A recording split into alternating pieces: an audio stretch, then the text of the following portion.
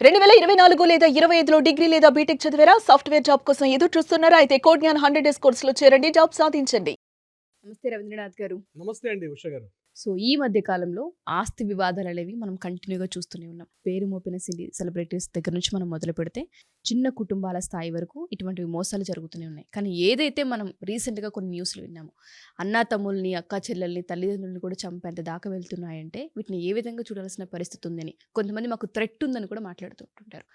ఈ ఆస్తి వివాదాలకు సంబంధించి కోర్టులు, న్యాయస్థానాలు ఏం చెప్తున్నాయి?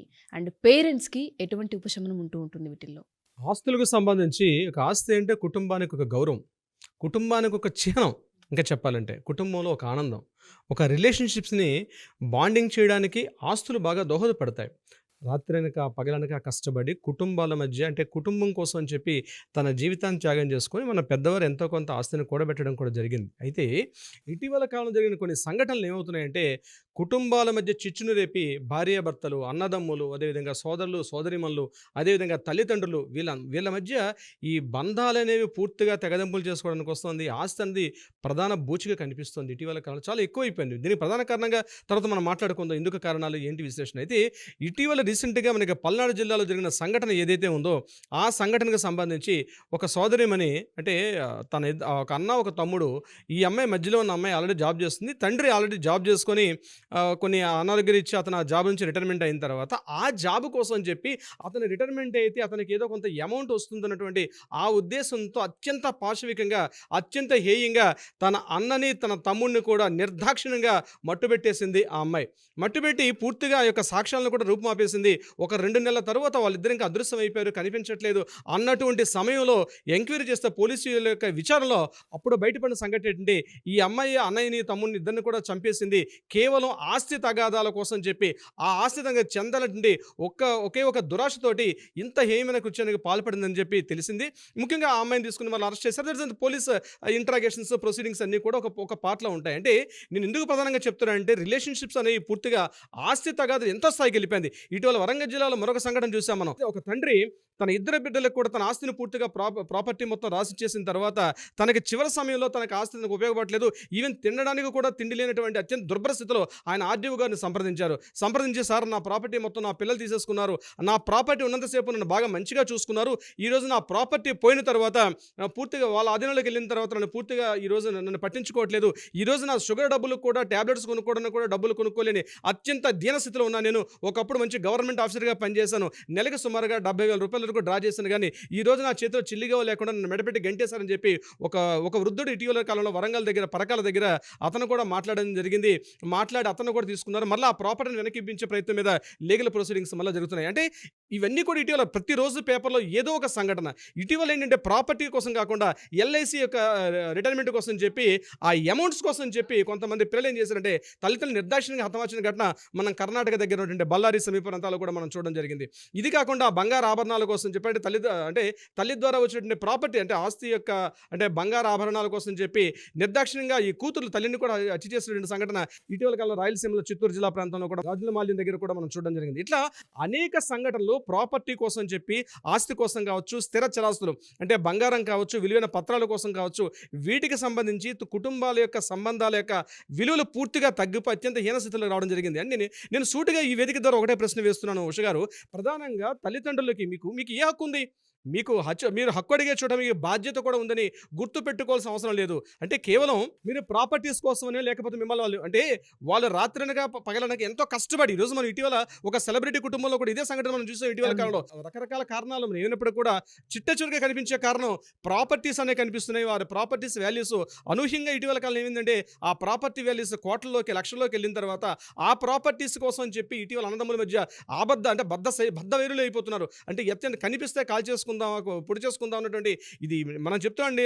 అనిల్ అంబానీ, ముఖేష్ అంబానీ దగ్గర నుంచి మామూలుగా ఒక మధ్యతరగతి వ్యక్తి కూడా ఇటువంటి సంబంధ బాంధవ్యాల్ని పూర్తిగా ఆస్తులు అన్నవి ఒక మధ్యలో ఎంటర్ అయిన తర్వాత వాళ్ళ మధ్య రిలేషన్స్ని పూర్తిగా బ్రేక్ చేస్తున్నాయి.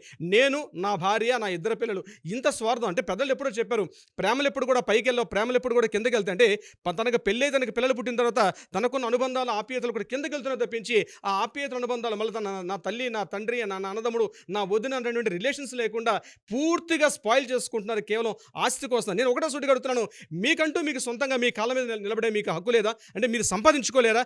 కేవలం వాళ్ళు ఇచ్చేసిన ఎంగిలి మెతుకుల కోసం మీరు ప్రాకులాడతారా? ఎంగిలి మెతుకులు అంటాను ఆ పదాన్ని మీకు నేను. ఎందుకంటే చాలామంది ఆ తల్లిదండ్రులు పీడించి పీడించి రక్త మాంసాలని బతికుండంగానే వాళ్ళు రక్త మాంసాలను పీల్చి పిప్పి చేస్తున్నారు. ఇక వాళ్ళు ఏం చేస్తున్నారంటే, నేను ఒక మాట చెప్తానండి, చితి పేరిస్తే మనిషి యొక్క దేహం మంటల్లో కాలిపోతుందేమో కానీ చింత ద్వారా, పేరెంట్స్ యొక్క చింత ద్వారా బతికుండగానే వాళ్ళ మనసులు పూర్తిగా గాయం పడిపోయి ఆ చితిమంట పూర్తిగా మనిషిని దేహాన్ని భస్మం చేస్తుంది. కానీ చింత అన్నటువంటి ఏ క్రియ ఉందో ఇది పూర్తిగా మనిషి యొక్క మనసుని పూర్తిగా భస్మం చేసేస్తుంది.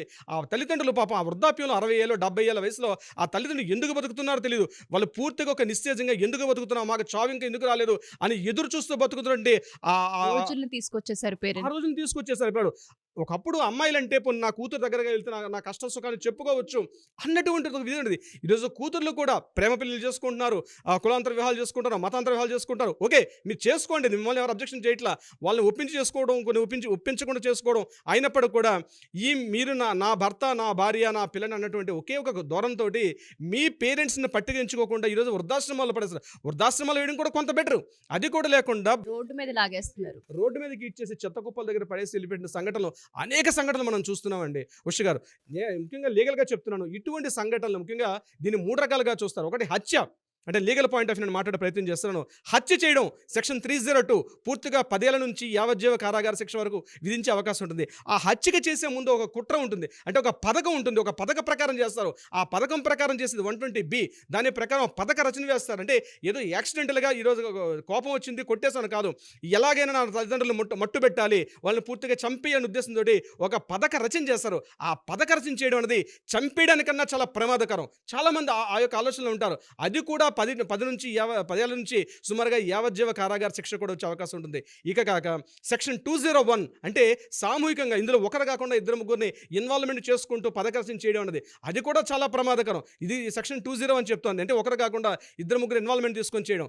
సెక్షన్ 204 ఇదేం చెప్తుంది, సాక్ష్యాలను రూపమాపేయడం. ఒకటి హత్య చేయడం, హత్య చేసిన తర్వాత ఆ సాక్ష్యాలను పూర్తిగా అక్కడ నుంచి తొలగించేయడం అనమాట. అంటే ఆ సాక్ష్యాలని పూర్తిగా రూపమాపేయడం, అంటే అక్కడ రక్తాలు కావచ్చు, మరొకటి కావచ్చు, ఎవిడెన్స్ ఏమీ లేకుండా దొరకకుండా తప్పించుకోవడం. ఒకవేళ హత్య చేస్తే ఈ 4 రకాల శిక్షలు కూడా పడతాయి. కేవలం హత్య చేసాం ఒకటి కాబట్టి 302 మళ్ళీ ఎప్పుడైనా బయటకు వచ్చేచ్చామో 5 ఇయర్స్ 6 ఇయర్స్లో మళ్ళీ బయటకు వచ్చి అనుకుంటాం. 80% కాదు, ఒకసారి హత్య జరిగినట్లయితే ఇవన్నీ సెక్షన్స్ ప్రైమరీగా, ఇవి కాకుండా అదనంగా మరొక 10 సెక్షన్లు కూడా పడే అవకాశం కూడా ఉంటుంది. ఇవన్నీ కాకుండా మీరు ఏ ప్రాపర్టీస్ కోసం అయితే మీరు చేస్తున్నారో పొర్రపాటున కానీ మీకు అది తేలినట్టు అది నిజంగా నిజ నిరూపణ అయితే ఖచ్చితంగా మీకు ఆ ప్రాపర్టీ మీకు న్యాయబద్ధంగా వచ్చే అవకాశం కూడా ఉండదు. మీకే కాదు, మీ పిల్లలకు కూడా. ఫర్ ఎగ్జాంపుల్, వారసత్వ హక్కు ప్రకారం మీకు ఏదైనా ప్రాపర్టీ వచ్చే అవకాశం ఉంటే మీ మీద హత్య నేరారోపణ జరిగింది, హత్య నేరం చేసినట్టుగా మీరు అందులో ఇన్వాల్వ్మెంట్ ఉన్నట్టుగా తెలిసినట్లయితే అది ఎన్ని 100 కోట్ల రూపాయలు ఆస్తున్నా సరే ఆ ప్రాపర్టీ మీకు చెందదు. ఇది ఫస్ట్ క్లాజ్ అనమాట. వారసత్వ రూపంగా వచ్చిన ఆస్తి కూడా ఖచ్చితంగా ఆ పిల్లలకి నెక్స్ట్ వంశపరంపరగా వచ్చే అవకాశం ఉండదు. కాసుకొని ఇవి చేసేటప్పుడు ఒక క్షణం ఆలోచించాలి ఈ విషయాలన్నీ కూడా. ఎవరైనా ఇటువంటివైనా ప్లాన్ చేయాలి, నా తల్లిదండ్రులు నేను పూర్తిగా రోడ్డును పడేయాలి, వాళ్ళని కేవలం నేను ఒక ఏటీఎం బ్యాంక్గా వాడుకోవాలి, ఏటీఎం మెషిన్గా వాడుకోవాలనుకున్నటువంటి ఆలోచన ఉన్నట్లయితే ఇమ్మీడియట్గా ఆలోచన ఇప్పుడే మార్చుకోవడం చాలా మంచిది. తల్లిదండ్రులు మీరు చూడకపోతే వదిలేయండి, మీకు లేదు, మీకు చేయలేకపోతున్నారు, కాస్త దూరంగా పెట్టేసండి. మీరు వాళ్ళని చూసే బాధ్యత తీసుకున్నప్పుడు వాళ్ళ నుంచి పొందే హక్కు కూడా మీకు తీసుకునే, అంటే వాళ్ళ ప్రాపర్టీస్ని పొందే హక్కు కూడా మీకు లేదు. ఇది గుర్తుపెట్టుకోవాలి. బాధ్యత ఉన్న చోట హక్కు ఉంటుంది, హక్కు ఉన్న చోటే బాధ్యత ఉంటుంది. ఈ రెండు ఉన్నప్పుడే రిలేషన్స్ ఏర్పడతాయి. బంధాలు, అనుబంధాలు, అనురాగాలు, మమతాలు ఇవన్నీ కూడా పెరిగే అవకాశం ఉంటుంది. మీకు బాధ్యత లేదు తల్లిదండ్రులు అనుకునేటప్పుడు డెఫినెట్గా మీకు వాళ్ళ ప్రాపర్టీని పొందే హక్కు కూడా మీకు లేదు. వరుసగా దీని మీద లీగల్ కాన్సిక్వెన్స్ మాట్లాడుకుంటే చాలా ఎపిసోడ్స్ మనం చేయొచ్చు. ఒకటే చెప్తున్నాను, వృద్ధాప్యంలో ఉన్న తల్లిదండ్రుల్ని మీరు వీలైతే మంచిగా చూడండి. వాళ్ళు గట్టిగా నోరు పడేసుకుంటారు. అవును, వాళ్ళ జీవితంలో ఉన్నటువంటి వాళ్ళు అనేక సాధక బాధకాలు పడి ఉంటారు కాబట్టి మీరు చేసేది తప్పు అన్నటువంటి ఏ భావన వాళ్ళు కలుగుతుందో ఆ భావాన్ని వాళ్ళు తొలగించే ప్రయత్నంలో కొన్నిసార్లు వాళ్ళు మిమ్మల్ని మందలింపజేస్తారు. చదువుకున్న వాళ్ళైతే డెఫినెట్గా ఇలా కాదు ఇలాగని చెప్పి ప్రయత్నం చేస్తారు. కానీ వాళ్ళు కొంతవరకు చదువుకోలేదు కాబట్టి వాళ్ళకు ఉన్నటువంటి భాషలో చెప్తారు. మనం మాట్లాడుకున్న పరిభాషలో చెప్పకపోవచ్చు, కానీ పేరెంట్స్ని కానీ లేకపోతే మన పెద్దవాళ్ళని, బాబాయ్ కావచ్చు, పెదనాన్న కావచ్చు, చిన్నాన్న కావచ్చు, మేనమామలు కావచ్చు, ఎవరైనా కావచ్చు, వాళ్ళు చెప్పేది మీకు నచ్చకపోతే కాస్త దూరంగా ఉండండి. అంతేగాని హత్యలు చేస్తాం, వాళ్ళని మానభంగాలు చేస్తాం, వాళ్ళని జీవితాన్ని తీసేసి వాళ్ళు వృద్ధాశ్రమాల్లో పడేద్దాం, వాళ్ళ ఆస్తికి వస్తే మేము చూస్తున్నామంటే అటువంటి ఆలోచన ఆలోచన ఉంటే ఇమీడియట్గా విరమించుకోండి. లేకపోతే లీగల్గా న్యాయపరంగా అనేక రకాల సమస్యలు ఎదుర్కొని మీ జీవితం కాదు, మీ కుటుంబము, మీ పిల్లలందరూ కూడా రోడ్డున పడి అన్నమో రామచంద్ర అని అడుక్కునే స్థాయికి వస్తారు ఉష గారు.